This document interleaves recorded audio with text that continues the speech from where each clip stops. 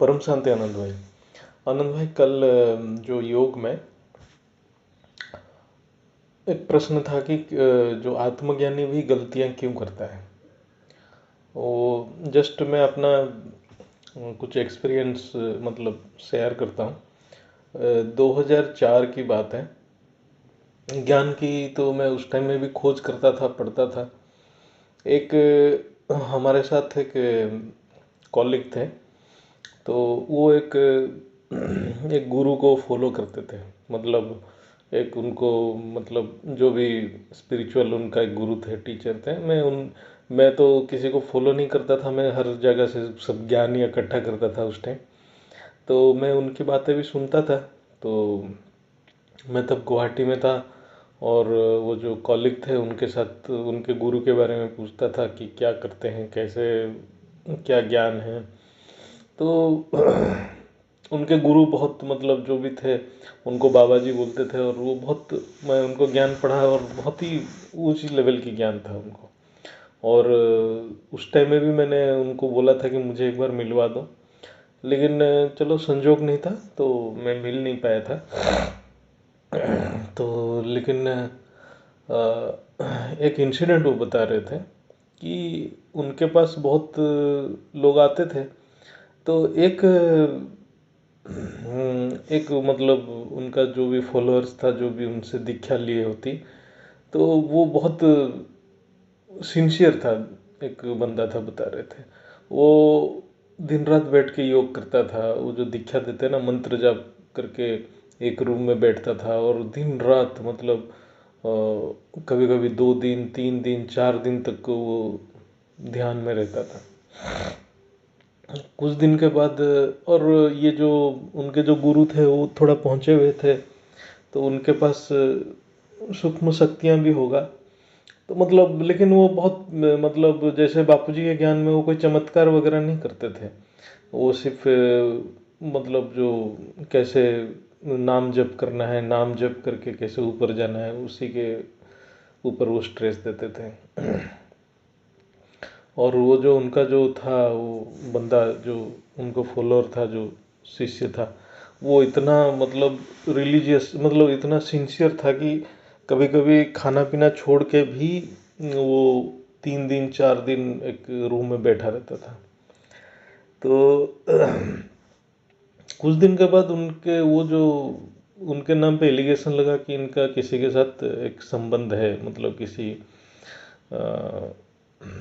मतलब स्त्री के साथ उनका संबंध है, चल रहा है अभी भी।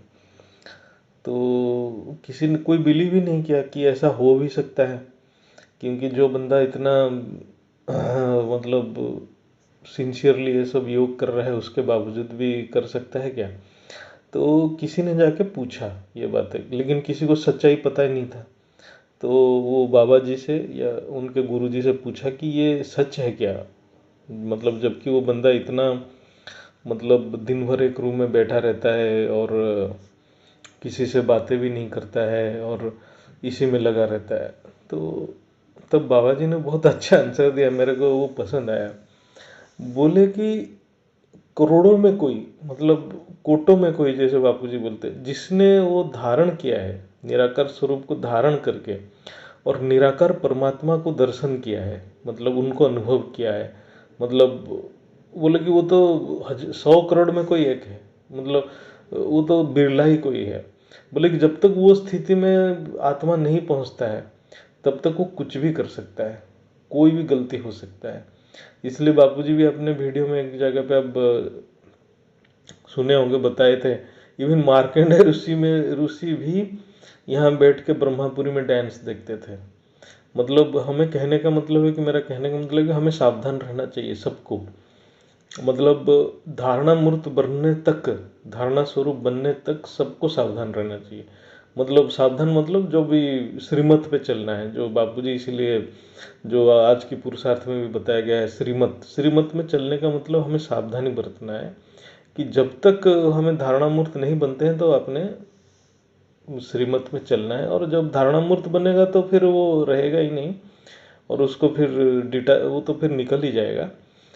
तो और एक है, मैं पहले उस टाइम में भी राम सुखदास महाराज जो गोरखपुर गीता प्रेस का आपका जो भगवत गीता में उनका पढ़ता था, वो बहुत बड़े ज्ञानी थे।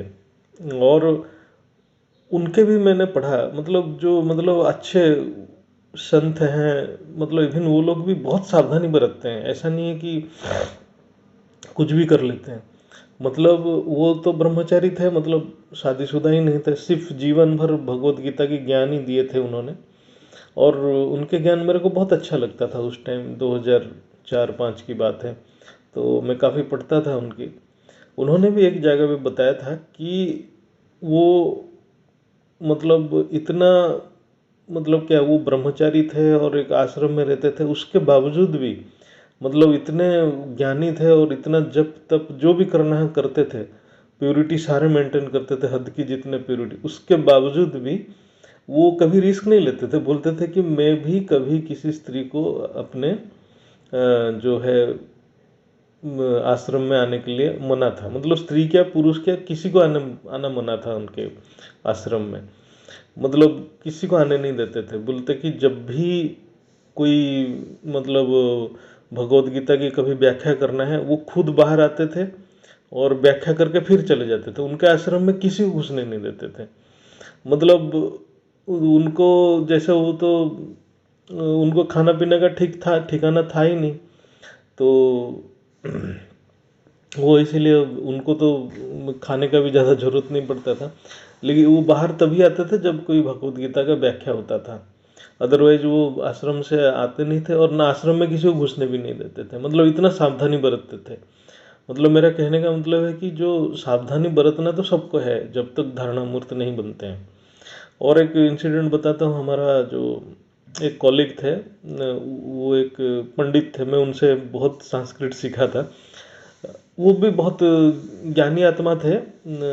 वो बचपन से ही उनको लगता था कि किसी से दीक्षा लेना है, तो उन्होंने खुद जाके, वो मेरे को बताते थे कि वो राम सुखदास जी महाराज को मिले जाके। वो हमसे काफ़ी सीनियर है, बहुत उम्र में बड़े हैं, तो ये जो कॉलिग थे, तो वो गए राम सुखदास जी महाराज के पास गए और बोले कि मुझे दीक्षा दीजिए। और राम सुखदास जी महाराज ने उनको एक क्वेश्चन पूछा। बोले कि आप एक बात बताओ, आपको दीक्षा तो ले लिया, आपने संन्यास तो ले लिया, लेकिन आप दीक्षा मतलब यहाँ भिक्षा का लेके जीना पड़ेगा, आपको खुद खाना नहीं बना सकते हो, है ना, और ये सब भिक्षा लेके जियोगे। आज के टाइम में तो कोई भिक्षा देता भी नहीं है, खुद जोमेटो में मंगा लेते हैं, तो आपको क्या भिक्षा देंगे। मतलब उस टाइम वो बताते थे कि ऐसे टाइम आएगा जब लोग खुद ही खाना नहीं बनाएंगे, तो आपको क्या भिक्षा देंगे। तो इसीलिए आपको भूख लगेगा तो आप क्या करेंगे।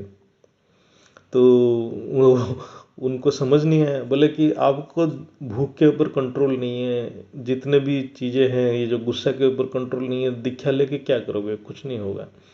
बोले कि अच्छा है, आप लौट जाओ।